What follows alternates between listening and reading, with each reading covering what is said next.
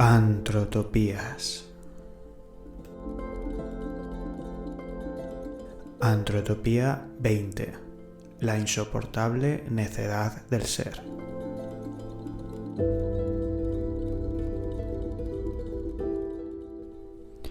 Hola, bienvenidos y bienvenidas a un nuevo capítulo de Antrotopías. Empezamos una nueva temporada de Antrotopías, la tercera ya. Gracias por estar ahí, sobre todo después de un parón que por razones de salud me ha mantenido alejado de este espacio. Ya estoy de vuelta con ganas de visitar de nuevo este espacio de reflexión que construís cada vez que escucháis un capítulo de este pequeño y modesto proyecto. Así que empezamos.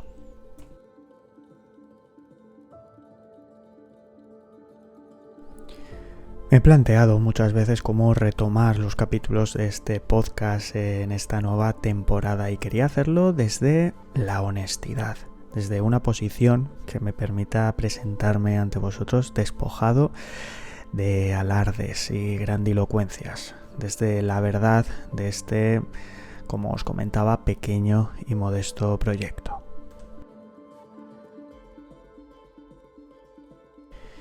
Y qué mayor verdad que mi ignorancia. Desde que empecé este podcast ha habido un miedo constante en cada uno de los episodios que publicaba, que era que se entendiesen como un ejercicio de autobombo o de ego. Ya os comenté en el capítulo 0 que yo soy solo un estudiante de antropología, simplemente eso. En ningún momento he querido dar lecciones a nadie. Quería y quiero que este espacio sea un espacio de reflexión para mí y para vosotros. Y yo no estoy aquí para dar lecciones a nadie, como os comentaba, solo estoy aquí para compartir con vosotros esas reflexiones. Estos capítulos son casi como un mensaje en una botella que lanzo al mar, un mensaje que contiene las preguntas que me hago y las reflexiones que me acompañan.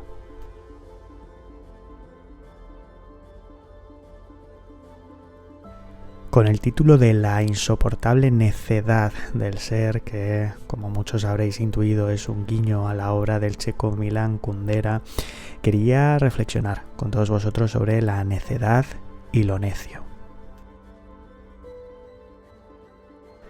La Real Academia Española de la Lengua define necio en su primera entrada como ignorante y que no sabe lo que podía o debía saber. Pues eso soy yo. Un necio, un completo ignorante. Tantos años estudiando, desde mi ingeniería informática hasta mis estudios de antropología, me han servido para tener esa certeza, lo necio que soy. Y la verdad es que la ignorancia nos abraza desde que abrimos los ojos cada mañana hasta que nos volvemos a dormir cada noche. Pero lo que quiero que os deis cuenta con este capítulo es que no es un enemigo, es un compañero de viaje silencioso. Vamos a imaginar a María, que toma un café sentada como cada mañana en su mesa de la cocina. Enciende la radio, escucha las noticias y de repente se da cuenta de algo. No entiende realmente nada de lo que está escuchando. Las palabras inflación, política monetaria, geopolítica aparecen en la noticia de una forma tan natural y fluida que casi pasan desapercibidas. Y en ese momento María tiene dos caminos. Puede fingir que comprende, asentir, como si cada palabra fuera algo normal, que entiende y que no le sorprende, o puede hacer algo más valiente, que es reconocer su ignorancia.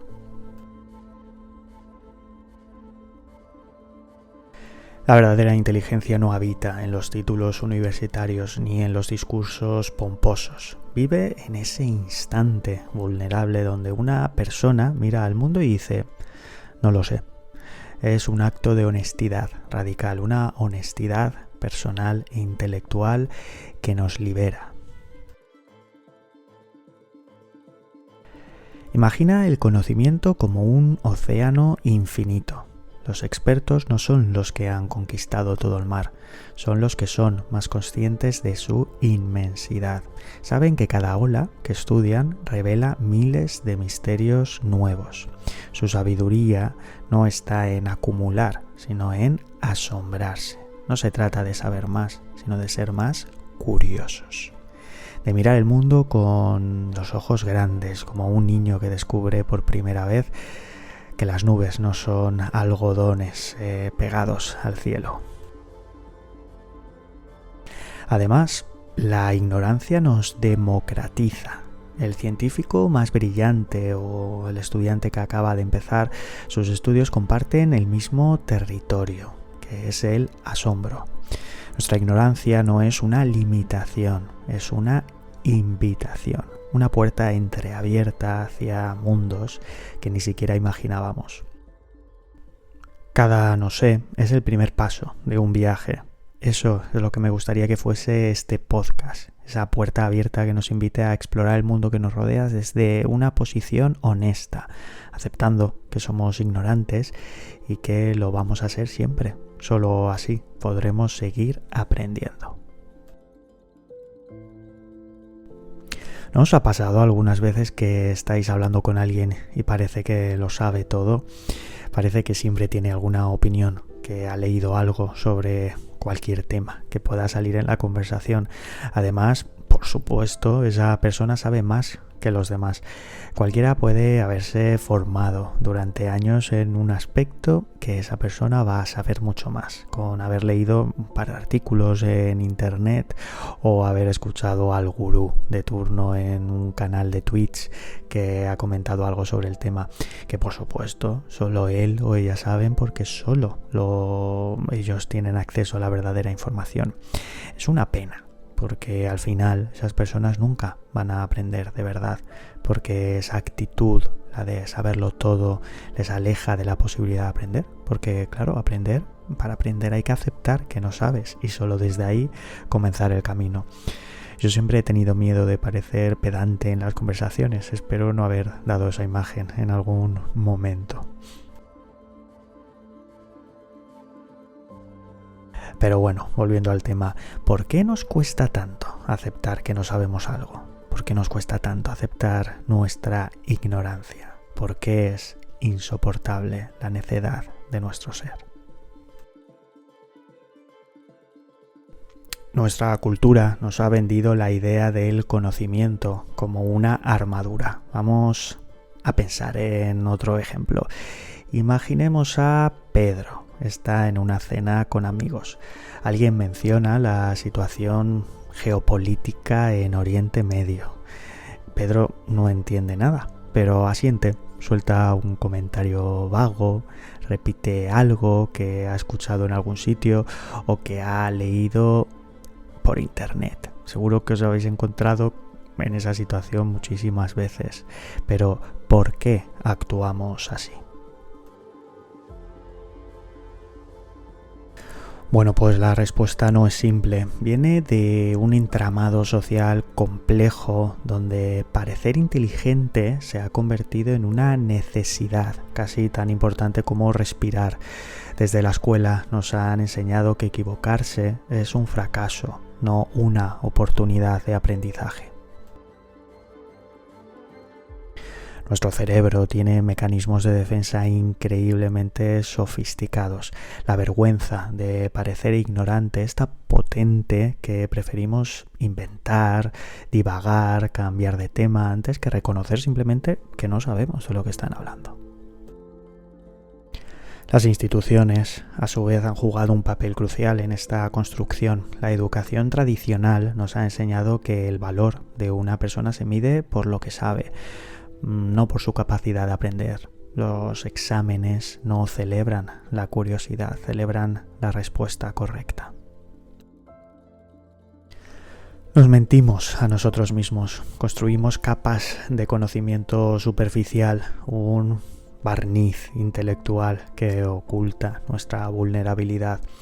Es más sencillo repetir un dato que admitir la complejidad del mundo. En esas conversaciones de sobremesa o en esos debates superficiales en los bares, todos saben de todo. Todos saben más que el político de turno, que el experto de turno. Expresiones de cago en Dios, si es que no saben nada. Yo cogería y haría pues lo que fuese, ¿no? Es que es mucho más fácil de lo que dicen. Para, los que veis fuera de España, aquí es que hay mucha tradición de debatir en esos términos acalorados y superficiales en cualquier ocasión. En un bar con amigos, en una conversación tomando un café, en la pausa del trabajo. Seguro que en vuestros países ocurre algo similar. O creo yo que puede ocurrir algo similar.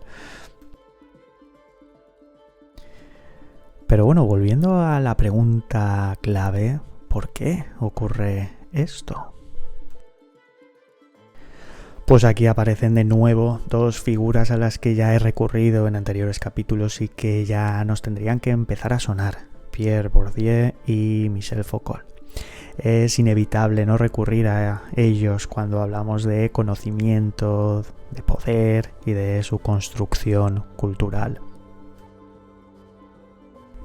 Empecemos por Pierre Bourdieu, que no fue un simple sociólogo, fue un intelectual que desentrañó los mecanismos invisibles del poder en la sociedad. Nació en una pequeña región rural de Francia. Su propio origen humilde le permitió mirar al mundo académico con los ojos de quien viene de fuera, de quien no pertenecía originalmente a ese mundo privilegiado. Pues uno de sus temas era algo simple pero demoledor: el que el conocimiento no es solo información, es un campo de batalla social. Imagina el conocimiento como un juego complejo donde no todos comenzamos en la misma casilla de salida. Algunos tienen padres universitarios, viven en entornos intelectuales o manejan códigos culturales que otros desconocen. Bourdieu llamó a esto capital cultural, una herencia invisible que determina quién puede hablar, cómo se puede hablar y qué puede hablar. Pues bien, en este juego la ignorancia no es neutral, es una marca social que delata tu origen, tu clase o tu posición. Decir no sé no es solo admitir un desconocimiento, es revelar tu posición en la estructura social. Con esto, Bourdieu aporta una nueva visión al pensar que la ignorancia es política, no es un accidente, es un mecanismo de control social que hace que mantener a la gente ignorante es mantenerla controlada. En las escuelas, en las universidades, en los espacios de poder se establece constantemente quién puede hablar y quién puede saber. No es casualidad que ciertos conocimientos permanezcan revelados solo a las élites. Es una estrategia de mantenimiento del poder. Esto ya lo vimos comentado, ya lo estuvimos comentando cuando analizamos la mística del elitismo. ¿Os acordáis? Pensemos en los medios de comunicación. Cuando un experto habla con un lenguaje incomprensible, no está demostrando inteligencia, está marcando un territorio, está diciendo yo sé y tú no. Es una forma de exclusión intelectual. Volviendo a la tele, otro ejemplo, por ejemplo, el eslogan de yo no soy tonto de MediaMarkt, o tú tienes Digi, ¿verdad? Después de que hay una persona que ha demostrado inteligencia. Bueno, estos ejemplos son de anuncios que aparecen aquí en España o en otros países. Disculpadme porque no conozco el marketing que se produce, pero seguro que si os fijáis hay un montón de empresas que venden al final esa idea de la inteligencia como algo valioso, como algo distintivo. Entonces, al final lo que hacen es ayudar a construir culturalmente esa idea de la inteligencia y esa idea también sobre la ignorancia de la que me gustaría que reflexionásemos en este capítulo.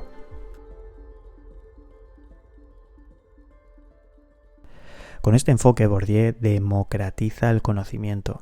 Mostrar que la ignorancia no es un defecto individual, es un resultado de las estructuras sociales complejas que nos rodean, que no todos tenemos las mismas herramientas para acceder al saber. Su mensaje final puede ser esperanzador. Reconocer nuestra ignorancia es el primer paso para transformarla. Cada pregunta es un acto de rebeldía contra un sistema que nos quiere sumisos y callados.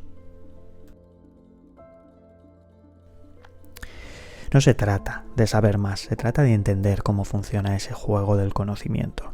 Y una vez que lo entiendes, puedes cambiar las reglas, unas reglas que nos invitan a pensar que decir no sé es un signo de debilidad, no verlo como una honestidad intelectual. Así que preguntemos, abracemos nuestra ignorancia, convivamos con nuestra necedad como primer paso de rebeldía. No hay algo más rebelde y esperanzador que aceptar nuestra ignorancia.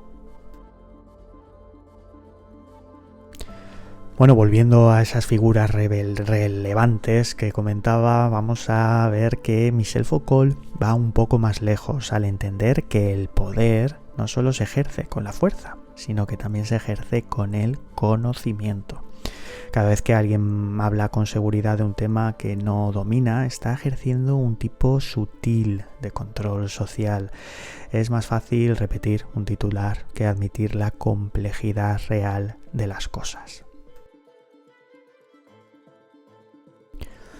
Foucault no fue un intelectual al uso, fue, podríamos decir, como un cazador de fantasmas sociales, un detective que perseguía los mecanismos invisibles del poder. Desarrolló la idea de que ese poder no está solo en los gobiernos o en las instituciones, que el poder habitaba en el lenguaje, en el conocimiento o en los discursos más cotidianos. Imagina el poder como una red invisible que nos atraviesa. No es algo que alguien tiene, sino algo que circula, que nos configura desde dentro. El conocimiento, para Foucault, no es neutral. Es un campo de batalla donde se definen verdades y mentiras. Es por esto que Foucault nos invita a excavar en los discursos. No se trata solo de lo que se dice, sino de cómo se dice, de quién lo dice y de por qué. Cada vez que alguien habla con autoridad sobre un tema, está ejerciendo un tipo de poder. Pensemos en esos expertos de televisión de nuevo. Cuando un científico o un político habla, no solo transmiten información, está definiendo lo que es verdadero o lo que es falso, lo que es aceptable o es inaceptable. El conocimiento es un instrumento de control que es más potente que cualquier arma. Y las redes sociales han amplificado este fenómeno. Ahora no solo tenemos que parecer inteligentes en una conversación, sino que tenemos que parecer expertos ante cientos de personas. Cada publicación se convierte en una pequeña batalla para demostrar quién sabe más. Cada publicación es al final un ejercicio de poder, es un intento de dominio de ese campo de batalla. Hay un discurso de la verdad. La verdad no se construye con los hechos, son las estructuras de poder, los medios, las instituciones, los expertos. Cada vez que decimos los científicos dicen o los expertos afirman, estamos reproduciendo un mecanismo de poder. Esto, de todas formas, lo voy a retomar un poquito más adelante.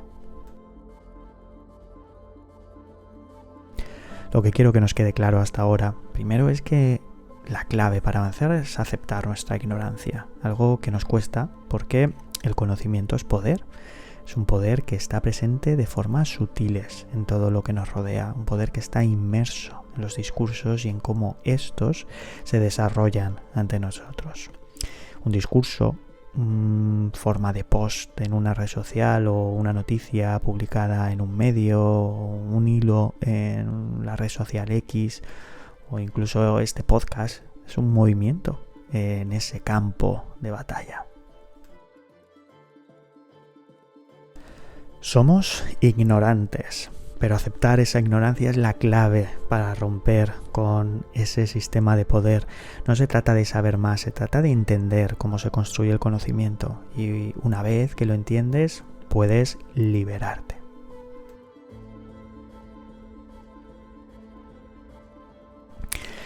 Vale, ahora que entendemos que el conocimiento y el poder se conectan de una forma más profunda de lo que esperábamos, vamos a avanzar al siguiente punto. Vale, muy bien. He aceptado que soy ignorante, porque me cuesta aceptar esa ignorancia y cómo el conocimiento y el poder están conectados. Ahora bien, voy a informarme, voy a aprender y ¿a dónde voy? ¿A quién recurro?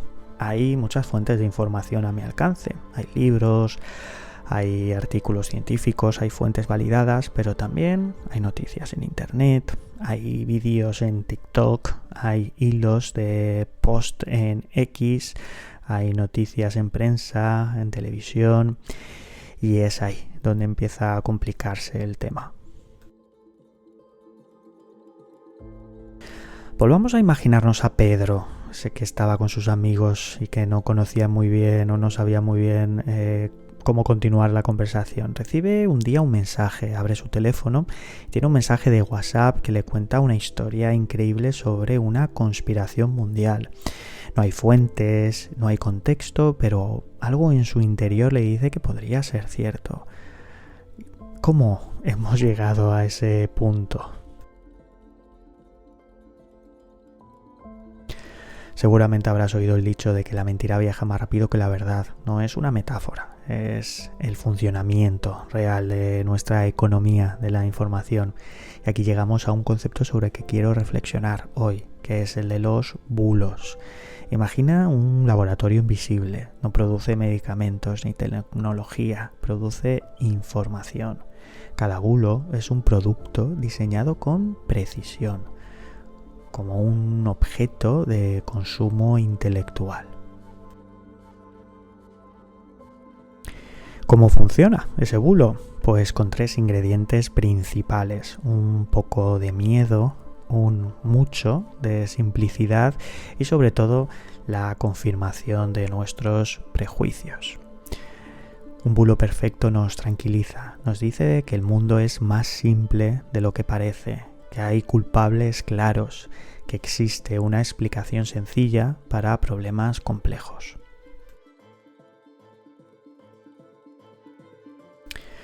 Vivimos en la era de la posverdad, un tiempo extraño donde la emoción se impone al dato, donde la sensación vale más que el análisis. Las redes sociales son el laboratorio donde se fabrican esas verdades líquidas. Michel Foucault nos ha desvelado que el poder ya no se ejerce solo con la fuerza, se ejerce con la información. Cada bulo, por tanto, es un micropoder que atraviesa nuestras defensas intelectuales. ¿Y qué hace que un bulo sea tan poderoso? Pues no es su veracidad, es su capacidad de confirmar lo que ya creemos. Es más fácil tragar una mentira que nos tranquiliza que enfrentarse a una verdad que nos incomoda. Los bulos nos hacen sentir que somos parte del grupo, que sabe la verdad. El bulo no busca informar, busca movilizar emociones. Es un arma psicológica más que un mensaje informativo. Y las redes sociales son el ecosistema perfecto. Los algoritmos no premian la verdad, premian lo escandaloso, lo que genera reacción. Una noticia falsa puede multiplicarse por 10 antes que la misma verdad consiga simplemente reaccionar.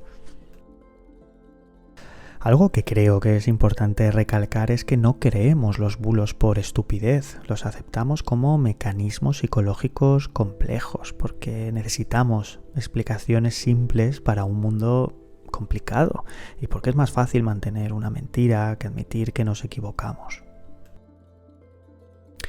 Pero bueno, combatir los bulos no es una guerra, al final tiene que ser un ejercicio de inteligencia colectiva. ¿Cómo lo podemos hacer? Pues haciendo algo tan simple como dudar. Cada vez que dudamos, cada vez que preguntamos de dónde viene una información, estamos construyendo un mundo más lúcido. No se trata de ser un experto, se trata de ser curiosos, de entender que la realidad es más rica y más compleja que cualquier titular sensacionalista.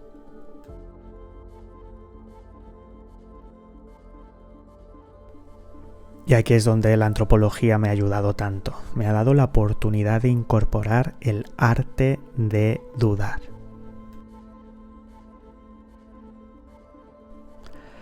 Volvamos a María, nuestra amiga imaginaria que dejamos con su café en el desayuno. Ahora está comiendo, está viendo las noticias en la televisión. Hay un reportaje sobre la inmigración ilegal. Las imágenes son impactantes, el presentador habla en un tono apocalíptico, pero algo en su interior le dice que necesita ir más allá de lo que ve. Ahí comienza el verdadero conocimiento, no en la certeza, sino en la duda.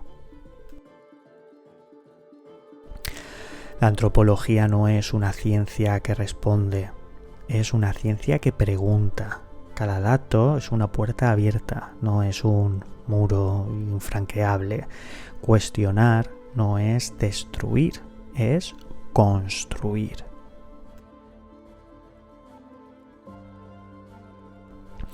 Si pensamos en los grandes antropólogos, no eran coleccionistas de datos, fueron cazadores de preguntas. Cada cultura que estudiaron les devolvió un espejo donde verse diferentes.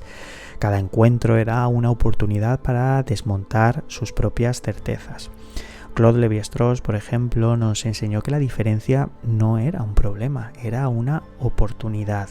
Cada cultura tiene su propia lógica.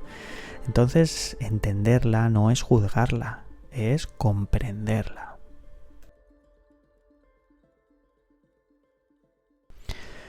El cuestionamiento antropológico funciona como un microscopio social. No mira para confirmar, mira para entender. Descompone los discursos oficiales, las narrativas establecidas, los relatos que damos por sentados.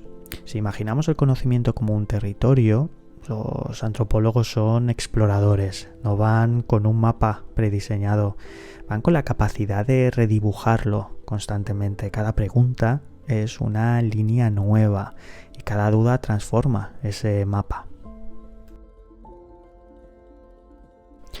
Por eso, como decía, cuestionar no es destruir, es la forma más profunda de respetar la complejidad del mundo, la multiplicidad de miradas y la riqueza de lo diverso.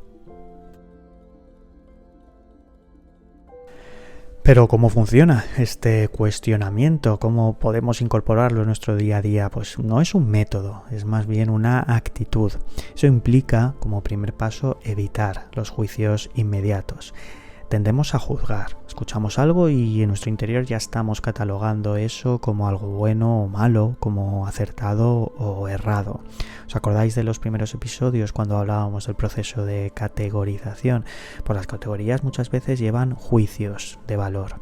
Es importante entonces que entendamos que categorizamos porque es una forma de entender el mundo, pero que esas categorías no tienen que llevar juicios relacionados.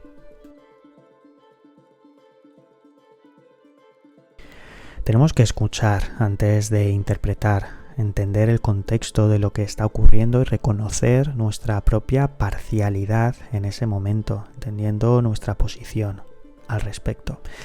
La antropología nos da un concepto que a mí me parece precioso y es el de la intersubjetividad.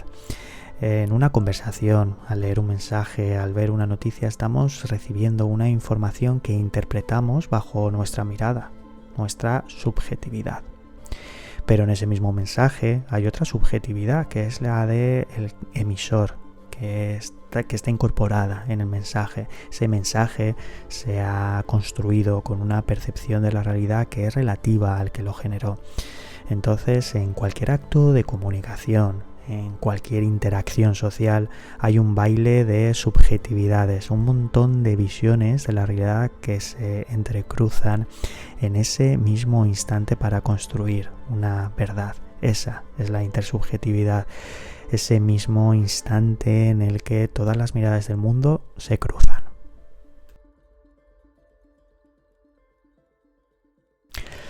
Ahora, volviendo a los bulos, la mirada antropológica no los destruye con datos, los descompone.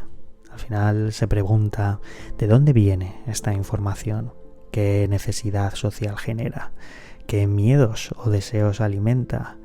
¿Cuál es ese baile de subjetividades que se está produciendo ahí? ¿Cuál es mi posición al respecto?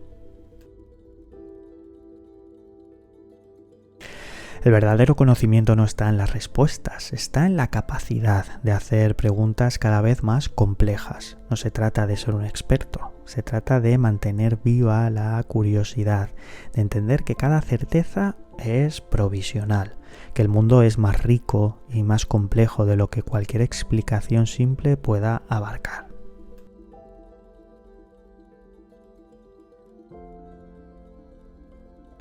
La antropología nos enseña un mensaje radical. Lo más importante no es lo que sabemos, es nuestra capacidad de seguir preguntando. Cada duda es un acto de rebeldía. Cada pregunta podríamos verla como una revolución silenciosa. Y qué revolución más bonita, ¿no? La revolución de las preguntas.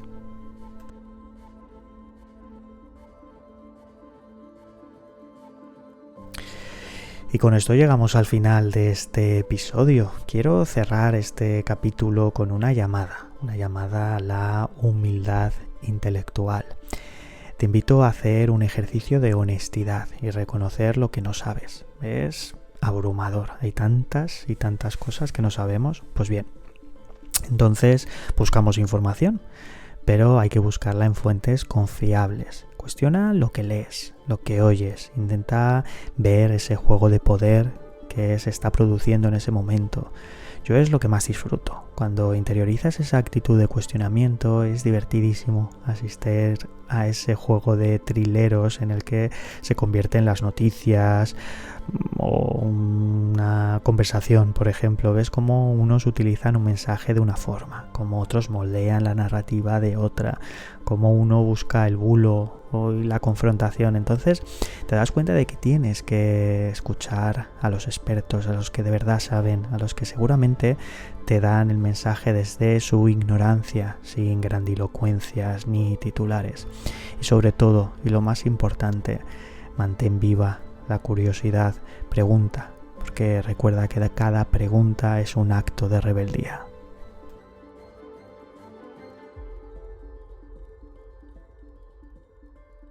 Pues hasta aquí el capítulo de hoy. Espero que os haya gustado. Si es así, por favor ayúdame compartiéndolo con tus amigos o quien consideres que le puede interesar. Hagamos entre todos esa revolución que es la del cuestionamiento.